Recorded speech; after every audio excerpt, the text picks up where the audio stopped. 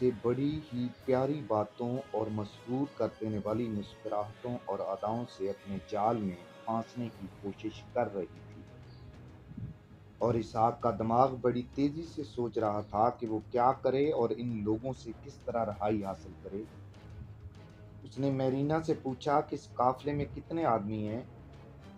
मरीना ने बता दिया, कुछ और बातें पूछी और कहा, चलो मुझे घोड़ा दो। वो बाहर निकल गया।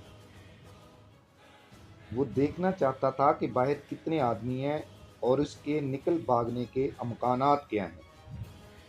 बाहर उसने कोई घोड़ा ना देखा जो उसे बताया गया था कि उसके लिए तैयार खड़ा है। मेरीना उसके पास आन खड़ी हुई। घोड़ा कहाँ है? इसहाक ने पूछा। मैं जाकर देखती हूँ। वो चली गई।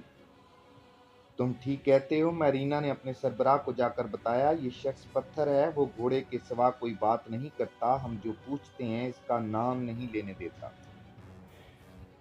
उसे कोई शक तो नहीं हुआ? अभी नहीं, मेरीना ने जवाब दिया, लेकिन वो बताएगा कुछ भी नहीं। इसका मतलब ये है कि तुम नाकाम हो गई हो।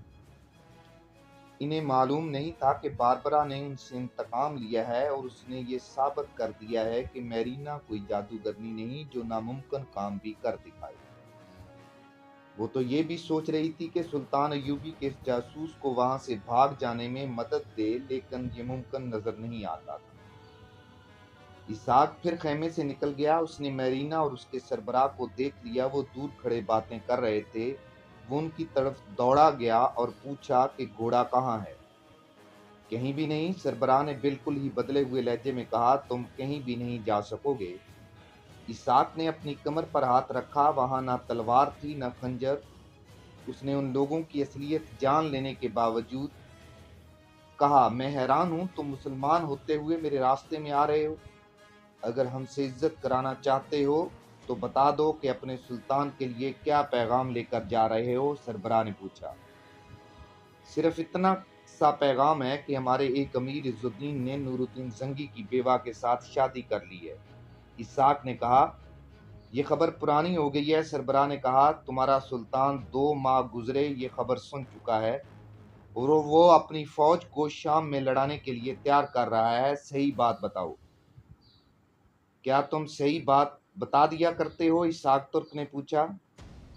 तुम्हें सही बात बतानी होगी, सरबराह ने कहा, और तुम्हें हमारे साथ चलना होगा। तुम निहत्थे हो। निहत्थे ना भी होते तो इतने आदमियों से ना लड़ सकते। सुनो दोस्त, मैं तुम्हारे जिंदा रहने और शहजादों की तरह जिंदा रहने की एक सूरत पैदा कर सकता हूँ। मेरी तजवीज़ मंजूर कर लो। हमारे साथ चलो। हमारे लिए यही काम करो जो सुल्तान अयूबी के लिए कर रहे हो, और जर्द और जवाहरात में खेलो। उसने मेरीना की तरफ इशारा करके कहा। इस किस्म की लड़कियां तुम्हारी खिदमत के लिए हाजिर रहा करेंगी। क्यों सहराओं में मारे मारे फिर रहे हो? मैं सलीब के लिए काम करूं? नहीं करोगे। तुम हमारे किसी कैदखाने के तहखाने में बंद हो जाओगे। सरबराह ने कहा। वो ऐसा जहन्नम होगा कि न मरोगे न जिंदा रहोगे। तुम इस सजा का तसव्वुर भी नहीं कर सकते। तसव्वुर भी होलनाक है। सोच लो और हमारे साथ चलो। तुम वापस तो नहीं जा सकोगे।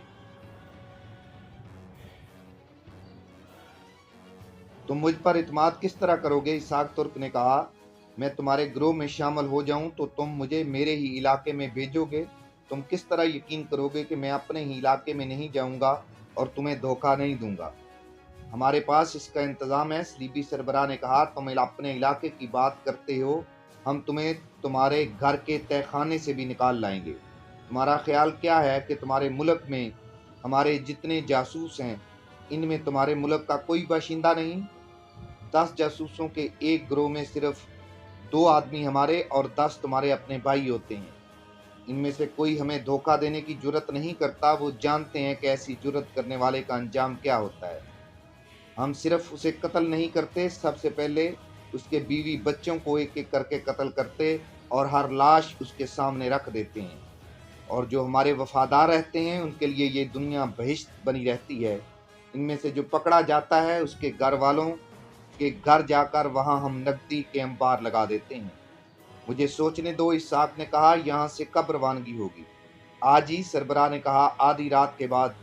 तुम सोच लो, ये भी सोच लेना कि इनकार के बाद تم آزاد نہیں ہو سکو گے۔ میں جانتا ہوں اور تمہیں یہ بھی بتانا پڑے گا کہ کیا راز لے کے جا رہے ہو۔ سربراہ نے کہا، بتا دوں گا۔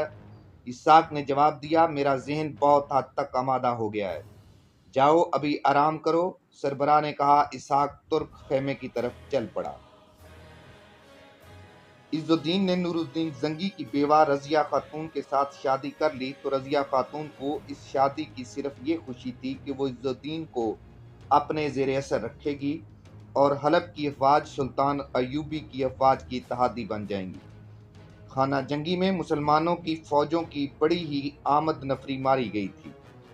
اتنی زیادہ جنگی قوت ضائع ہوئی تو صلیبیوں کو سرزمین عرب سے نکالنے میں مشکل پیش ہو رہی تھی اور فلسطین کو آزاد نہیں کرایا جا سکتا تھا۔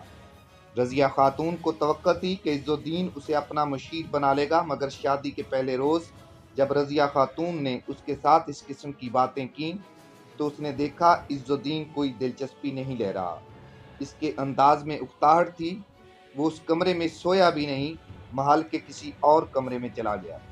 رضیہ خاتون نے اس کا یہ رویہ اس لیے برداشت کر لیا کہ اس نے عدت کو بھی ابھی ہاتھ میں لیا ہے، اس لیے مصروف ہوگا۔